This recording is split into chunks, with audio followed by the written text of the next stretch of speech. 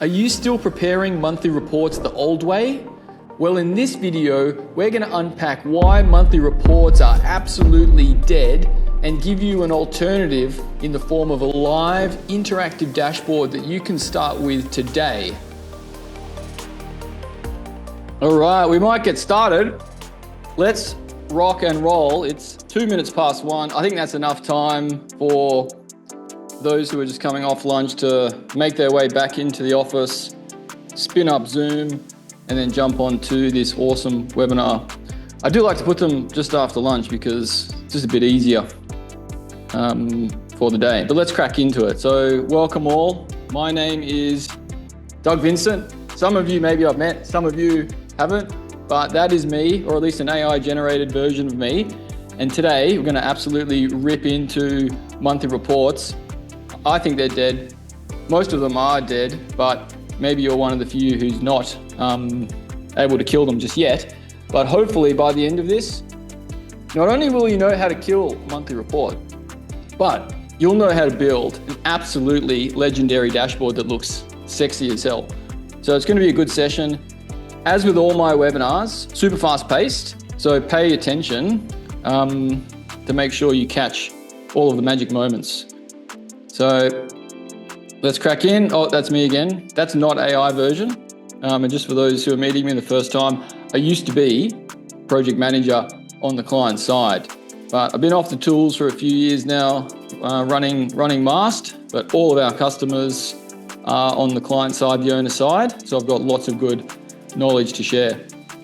Quick story just about me. So I used to prepare the monthly reports, absolute mind-numbing exercise. And then I would see clients would ask, hey, it'd be good if you could put, somewhere at the top, like a bit of a summary of the report. They just didn't really want to say the truth, that no, they weren't going into it. And then you would get to the meeting and you would prepare all these slides anyway for like the PCG meeting. And so I kind of caught on to this, but I was still very proud of my work, but I thought, there's something in here that's just not quite right. And that's what I'm going to unpack today. So what we're going to cover is the monthly reporting problem, why they're just totally not relevant, what's replacing them, so you've actually got something to shift to. I'll give you a clear framework that I see working on how you can actually kill those bastards and move forward. So that'll be some takeaways immediately. Then I'm going to give you a live demo. We're going to use Mastt to do it because it's the best dashboarding tool out there for this type of thing. And then I'll give you the tips as to kind of why that dashboard hits all the right points and makes people really impressed with how that kind of dashboard report looks. So a lot to cover, bunch of slides, but we'll have all of you out here in 40 minutes, hopefully a little bit sooner. Let's crack on. So what is the problem with monthly reports? I mean, it's a bit of an elephant in the room. They're long, boring, no one likes them. They're essentially of this era where you had those old telephones where you would kind of dial up. They've probably been around since, the 80s or 90s. Not that I was, too alert back then, but they're definitely a very old artifact that I think the construction industry wants to see gone, because they are, first of all, backward looking. They're prepared the month after the data. Like you would prepare the March report, if you would prepare the February report in March. So it's like, it's backwards stale, really it's a bit silly. It's also very disempowering. Like if you're a project manager, you've studied engineering, you've studied construction management, and then you're kind of rifling through all these Word documents to prepare this thing that, is not really adding that much value. It's not very good for them. And so I kind of have a bit of a duty to the new gen to kind of see them do more empowering work. It's a time sink. Need I say any more? And then the last one, no one actually reads them. So whenever I bring this up in a meeting, like, no one reads them. Everyone's like, oh yeah, you're right, No one actually does read those things. It's kind of like this unsaid truth of the industry. So just lay it out there. No one is reading those monthly reports, at least not 95% of them. They just wait till the meeting and ask you all the questions in the meeting anyway. So really no point actually preparing it, but we'll dive into that because it is a big statement. So key thing here, more value, more pages is not more value. I've seen them get longer over time. For some reason, they just grow and grow and grow in volume. And I think that's because people see them as this tool to protect themselves where they just document everything that happened on the project. Even if it's buried in page 95, I said it there, I'm protected. You're wrong, client. I documented that on page 95 of the May, PCG report 2 years ago. So that's a silly, silly thing to do. Second of all, people spend a lot of time making them look nice. Man, I would spend so much time. The margins were tight. I would have the headers all right, italics here, under the figures, nice italics tables. I would use the sections and the page breaks, refresh the contents page at the end. Awesome. Absolute waste of time. And I lost probably years of my life doing that. Most of the content was just like repeated from the last month, those kind of statements at the beginning of the sections, and most of it is absolutely waffle. And then just for fun, you attach 50 pages of a PDF Gantt chart at the end just for lols. Bit silly. This is one I found actually online. This is publicly online, by the way, so I'm not showing anything here that I shouldn't be. But this is a PCG report. It's got built. If anyone's on here, this is a contractor one, but this thing, 305 pages. 305 pages. The report doesn't even start until, page 10. Heaps of tables. Oh, who's reading this? Who's got this on their nightstand? Hundreds of pages of photos. Someone actually probably pasted every photo into every page one by one. And then at the end, there it is. Boom, crazy Gantt chart. Oh, just for fun, another Gantt chart. That's pretty crazy. More photos. Anyway, you get the idea. No one is actually looking at this thing. So I'm getting a headache. Let's go back to the slides. Example statements. Yeah, this is a key thing. Number of activities completed during the period. We'll unpack that a bit more Gantt charts, more tables.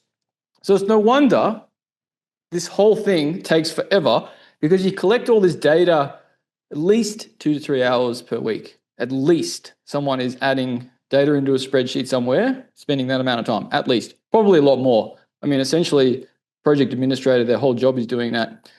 You'll then spend 6 to 8 hours preparing the report. I'm being super generous here, by the way, with time. You'll format the report. Come on, 2 hours. If anyone's doing that in 2 hours, pretty good, but let's be conservative. It'll go back and forth. You'll PDF it. So we're in our third system now, PDF it, and then you go to the fourth system, send it out. That is a lot of time.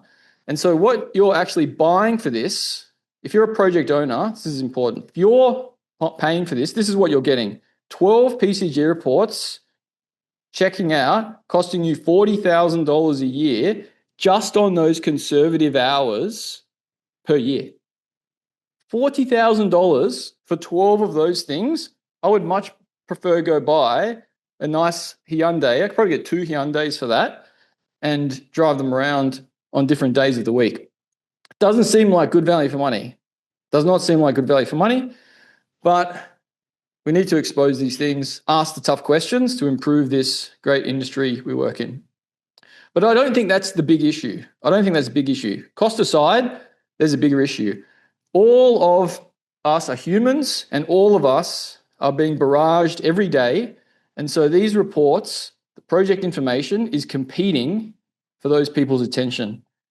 The younger generation of recipients, project managers, stakeholders, they're kind of in that 25 to 35 bracket, and they grew up with these sorts of tools. They're on these tools all day, every day, getting the dopamine hits, getting that useless value, doom scrolling. We all pretend we're not there, but we're on the bathroom and you open up the app, have a bit of a scroll. We're all doing that stuff. These are high engagement apps, and this really important document is super low engagement, very, very low. And I'll unpack exactly why later and how you can kind of bridge the gap between these two things. So I think we're all in agreement. Now, what is replacing them? People are doing this now. People have thrown those things in the bin and they are replacing them. And they're replacing them with live dashboards. These are digital things, digital links. You can just receive in your email, receive over WhatsApp. It's not a document, it's an experience. You log into it. It's got the clear, necessary data only. You can interact with it. It's visual. It looks nice. It's fun. I feel good using it. I want to work on my project and shut down Instagram. I want to do more of this. Now, if you can get that kind of motion, you'll then actually have better project, better decision making for all of us. Project gets done better. Kind of see the bouncing ball. So people are doing this now, and it's adding a lot of value to the project and to people's lives, because it is a big shift. It makes them worth opening. When you shift from low engagement monthly report to high engagement live dashboard, you're getting a tremendous amount of value. It's immediate, it's real, you're getting the dopamine hits, it's personalized to you. There's a reason to open it instead of just waiting till that PCG meeting to even get the information. So the issues are apparent, they're here, but some of the bigger ones that I'm picking out here on the left, of course, if you send a PDF, nobody opens, you don't feel very good about that. It's also very, very passive. You're just kind of scrolling through it. You can't drill down. It's the same for everybody. Like, how often do you send a monthly report out and then it just gets fanned out to all these stakeholder groups just to kind of pick off the carcass, the information that they need to hopefully, bring that into their workflow. Why can't they all just get a personal report with the information they want? We'll figure that out. So this is the feeling. We want to feel like Nicolas Cage coming off the plane at the end of that movie. I can't remember what it was. Plane crashes. He's feeling good. Some prison break movie. That's what we want to feel. We want to feel like that. We don't want to feel like this guy on the left. So the big three things to think about is moving beyond the function. We get stuck in the industry on function. We don't think enough about the social, emotional. Of course, we want the practical outcome. We want the right information to be presented to the viewers. We want to focus on solving the problem, helping them get their job done more effectively. But there's a deeper things here. Emotionally, how do you want people to feel or avoid feeling from your report? How do you want them to feel? You don't want them to feel like, oh, this is a grind getting through this report. You want them to feel fresh, easy, light, because that rubs off on you, rubs off on your brand. You even just create value by reducing that stress, that subconscious load. Take it off the clients, take it off the report readers. You want it to feel good. And of course, you want to make the person who is getting the report look good as well. You want your client to look good. You want to make your stakeholders look good, because that helps them signal their competence, their professionalism, their status. They gain credibility. They're a hero. You're the hero in the background. Everyone becomes a hero. So if you can tick all three of these boxes with your monthly reports, manifesting that in an interactive live dashboard, oh my goodness, the projects will just flow in. The praise will just flow in. The money will just start generating underneath you, and you'll become the ultimate project manager, the ultimate project, and people will want to work with you. So this is what's happening. And it is, dare I say it, a lasting artifact of your service. If that report, that, even the payment recommendation letter or that variation recommendation, these things get sent around. So there's a bit of a Trojan horse there for the business. If you can get those things out into the ether, on desks, being shared around, people will see these things and create a bit of a network value, and then go, oh, you know what, I saw this awesome report from this company. I'm getting this kind of paper thing over here. It's not that good. Maybe I'll switch. So which one are you? Are you the one on the left? Or are you the one on the right that's delivering an awesome experience, ticking the functional, social, and emotional values for the report? Who knew such a boring thing could be so exciting? But I love it. So let's move ahead.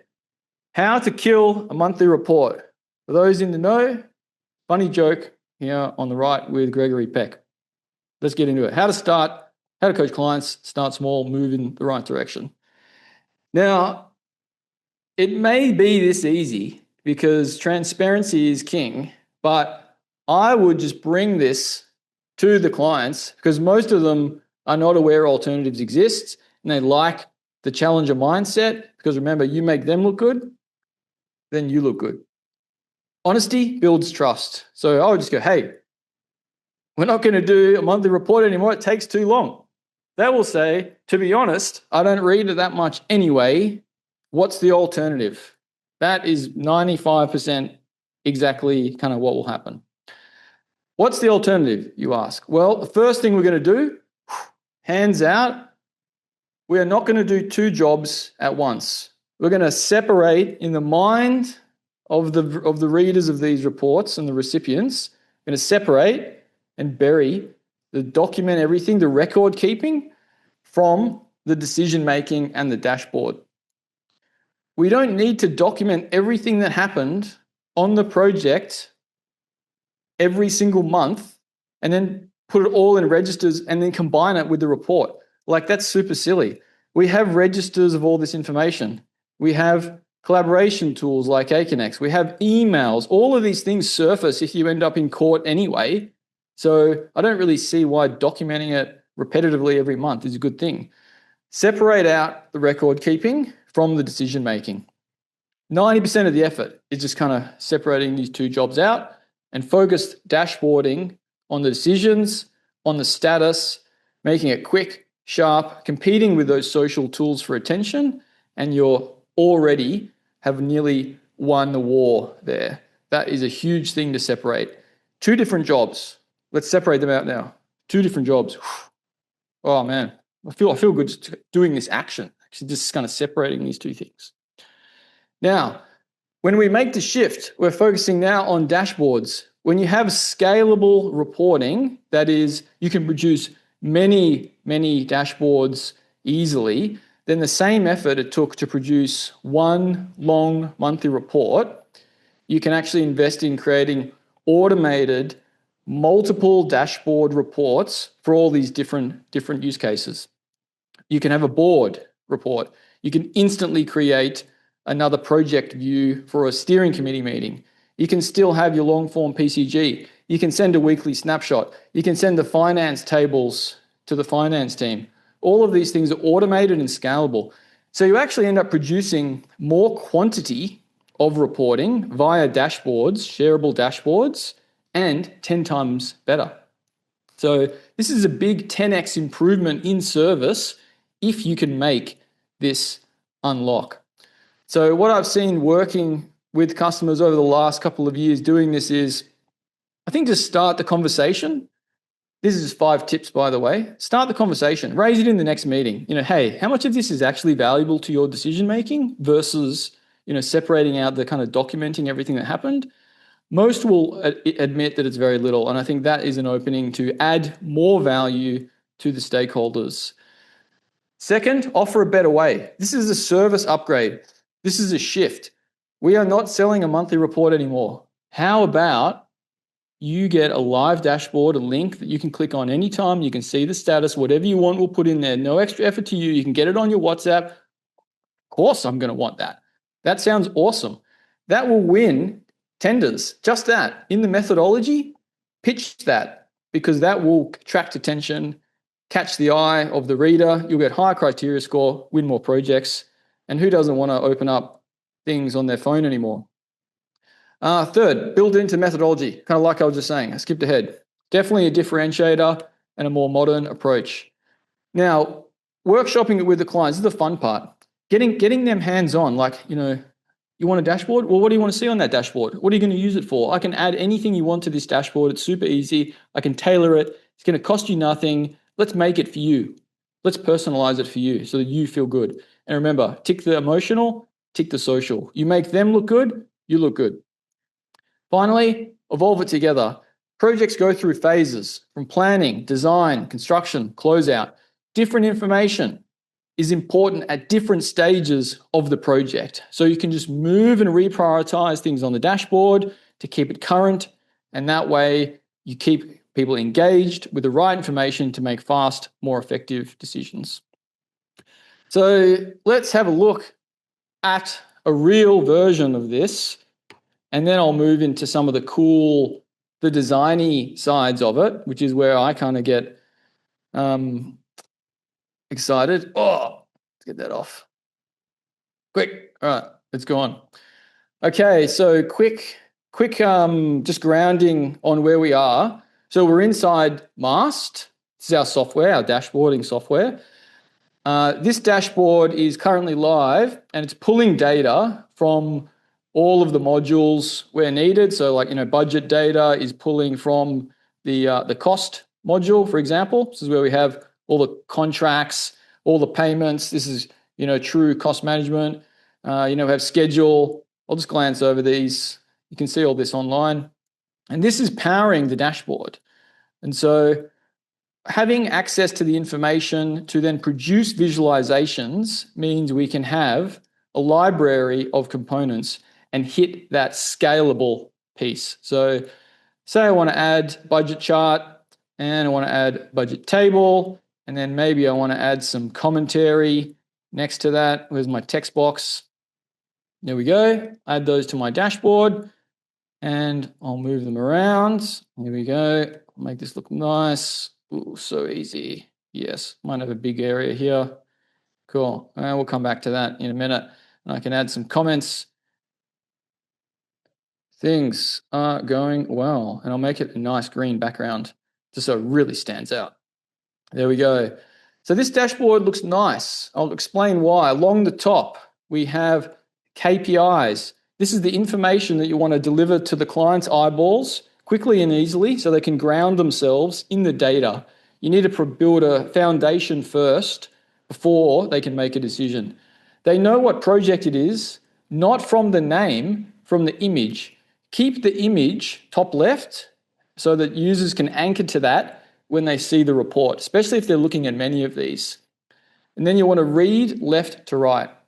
And that's how users read a book, obviously. Read left to right. So there's a few other tips that I'll go through now that make this look how it is. You can drill into this. But let's go to the share. So I've finished doing my work, okay? Finished my monthly report, and now I need to send it to a client. So I'm going to hit share dashboard. I'm going to share it live. I can type in their email here if I want to, and I can send a message, and this will send the link straight to the recipient. I don't even have to go into Outlook. They'll just get a link with the message I've typed in here, and they can access the dashboard. So let's create it. Here it is here. I'm just going to open it here in the browser. All right, new page. And voila. This is a secure online live link to the monthly report, to that dashboard for the project that we were just in. I can see when it was updated only a minute ago because we were working in there. We were working just a minute ago. So this is current. I can see the currency of the information. I can drill down. So I'm a client. I want to know why time is red. I can click on that and I can see the status that the project manager has provided on that project. And if I scroll down a little bit, there's the tiles we added. I've got the budget chart next to the table, next to the big green box.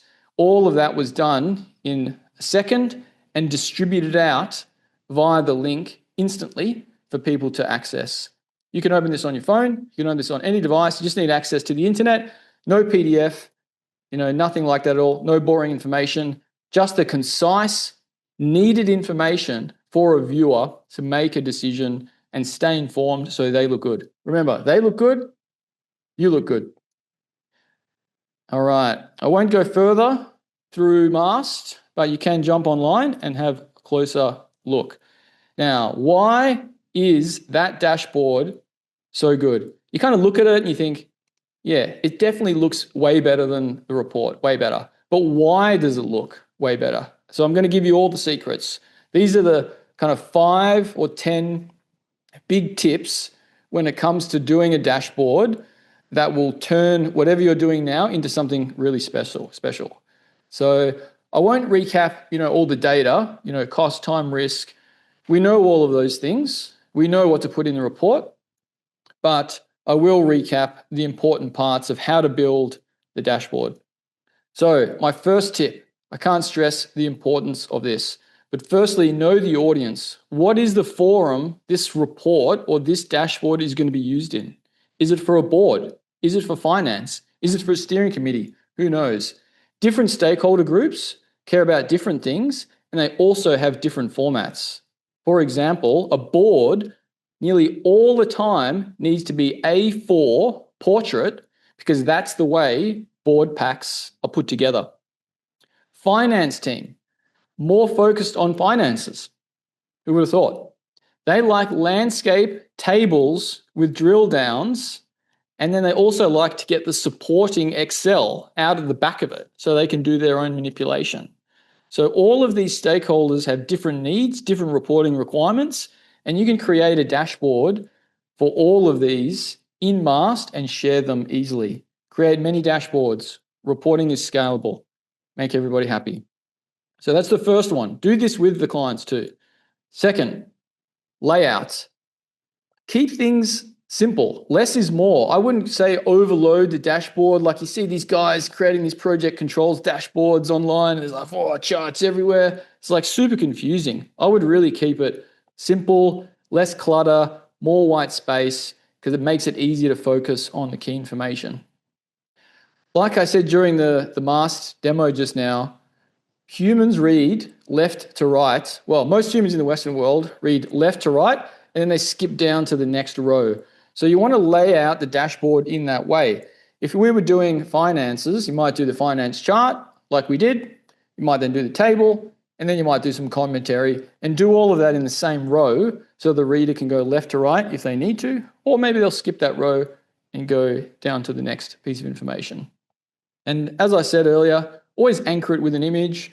Try to keep that image consistent so they can build some visual connection with that tile. And every time they open the report, they don't even read what the project name is. They're just looking at the image and they go, oh yeah, cool. I know what this project is. Okay, tip 3, data and information. Bring the bottom line up front. This is a bit of a defense thing. It's like, what's the important stuff? Bring it to the top. This allows the reader to get up to speed super quick on where things are at. They can then make a better decision, and it simplifies all this complex information into kind of bite-sized, digestible pieces. We like to color code them as well. So budget is orange, committed is light blue, paid is green. You can see all of those also connect through to the charts here. So that just makes it a lot easier for people to know what they're looking at. If budget is orange everywhere and paid is green everywhere, then that makes things a lot easier for me to understand. So keep that KPI information high and add color where possible to keep it simple. Next tip, group related metrics. So like I used an example a minute ago with finances, if you're going to talk about schedule or finances, keep those things together on the page because they're all kind of context for one another. And I would lay it out in that kind of left to right view. Grouping that together makes it easy. Users can kind of mentally address that section in their mind and then move on to the next section. I wouldn't have these kind of sporadic, finances like just touched on in all different parts of monthly reports now, especially the risks with it. I would keep it all together. All right, tip 4, visuals, who would have thought, are so hot right now, or so in right now, as my slide says. You definitely want to use them, but use them wisely. What speaks better for the information you're trying to present? Like you wouldn't want to do a cash flow chart as a donut. That would be a bit weird. You would probably want to do a bar chart, by month. So selecting the right chart for the right data is important in communicating the message behind that information. Use the colors consistently and make it easy to interpret at a glance. And where possible, if you can do this in your own charting tools, add drill downs for information. You don't want to reveal all that information because it'll take away from the clean, simple look of the report. So add drill downs where possible so users who are curious can click and see deeper insights when they need to. All right, meaning making. This is a key job of a project manager, is to digest all of the information that's happened on a project in a month and then make some type of meaning out of that and report it with a narrative back to the stakeholders. Is it good? Is it bad? There's like this interpretation layer that's really valuable that I don't think people put enough attention on. And the context is key to that. So where you can, add context. Don't just throw numbers and charts. I would add context either through indicators like this to see what's changed, or just a narrative alongside the chart, because really we are trying to make meaning and shed light on this kind of context for the readers so they can kind of understand, because a lot of the time they're not of the industry and they need that kind of explained super simply. Here we go. Chart, table, commentary. Who would have thought such a simple combination could be so valuable? Layering this information together allows the reader to dive deeper if they want to. So the visual catches the eye. They then look to the table, which supports the data. And then if they're still a little unsure, there's then the meaning-making layer, the sense-making commentary that's kind of been added alongside those charts, all grouped together, all of the charts and the tables and the commentary presented simply. How easy is that? Now, rest assured here, so if you want to start, if you can start from scratch if you want, but I don't think you really need to. Online at Mastt, you can go to resources. We've got a whole lot of kind of free templates that you can look at there. So we've created these templates from our experience around the world. So you can kind of just rummage through there and just kind of steal what you want. If you want to use them, they are inside Mastt. But the value of a template is the scalability. So if I return to the app for a minute, you might want to build your own templates. Get rid of this link. Here we go, killed. You might want to save this dashboard as a template and make that available to the rest of the business. Now, why is that valuable? That's your IP. This layout is your IP. You want to make this the gold standard for when you're doing a simple project dashboard. And the way to do that is access our template library. Maybe I want a project cost dashboard to start a new project. And this will surface the right template for the job to be done. You can save your own templates or you can use a Mastt one. And so let's do this project cost plan. We'll view this template and I'm going to hit use. This will create that dashboard or that report instantly.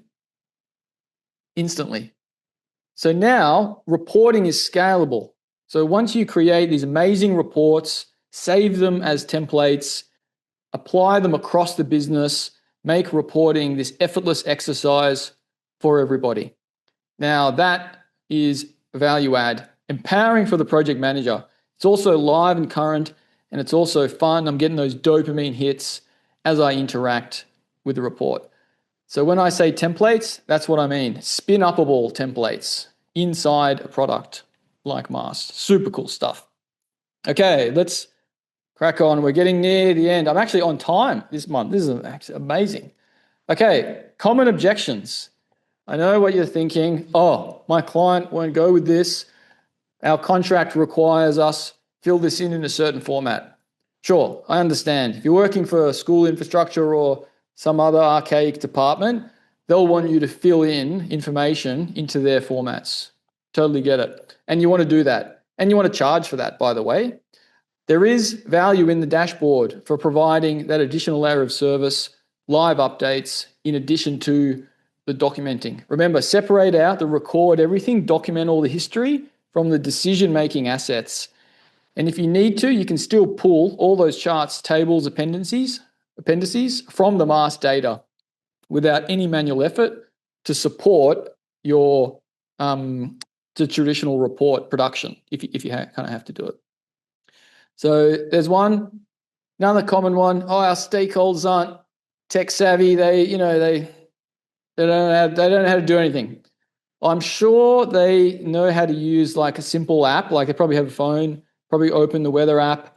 I think this is more of an objection that's reluctance to change and an excuse for reluctance to change than stakeholders actually aren't tech savvy. Like I think everybody is pretty tech savvy. Everybody wants an easier way to do things, but it's probably just a bit of an excuse that, change is hard and my team doesn't like new tools.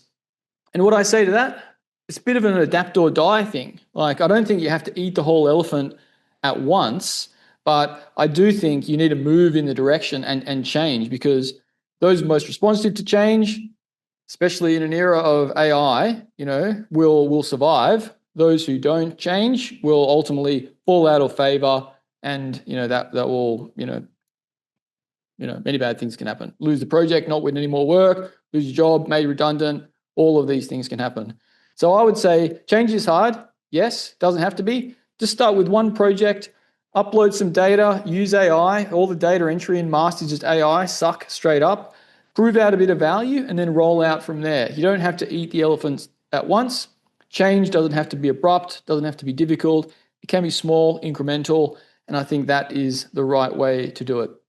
Now, final statement, closing advice, AI. AI is definitely accelerating this shift. So I can't stress enough about how big the impact AI is on our industry. Already inside Mastt, you can upload information using AI instantly. That capability we're bringing to the dashboards. Soon, AI will be able to generate dashboards for you. You won't even have to create or think about the template. It will just automatically do that for you. It'll be layering in all of these tools that you're seeing online, predictions, AI generated, explain this, detections. These are the things that we're working on at Mastt behind the scenes to really enhance that reporting process and that dashboard experience. So I can't stress enough, AI is the future. It's here. It's amazing. You're going to see more of it in Mastt, but just be aware there is some amazing things you can do. And I think we're all kind of competing against that at the moment. Now, I've come to the end. I've made it. I'm on time, unbelievably, 1:40. So this is my email. If you would like to contact me to book a demo, or maybe you just want to reach out and say hi, I would welcome that. I'm always motivated to help try and better this great industry that we work in. But if you want to jump into Mastt and have a bit of a play, you can start for free. It's free, amazing. Hit start for free and it'll spin up a workspace for you, and your first project is free.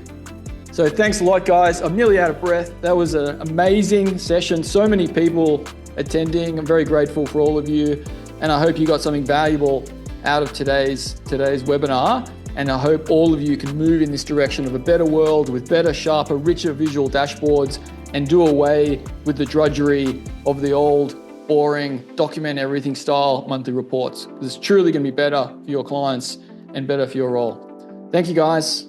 Chat soon.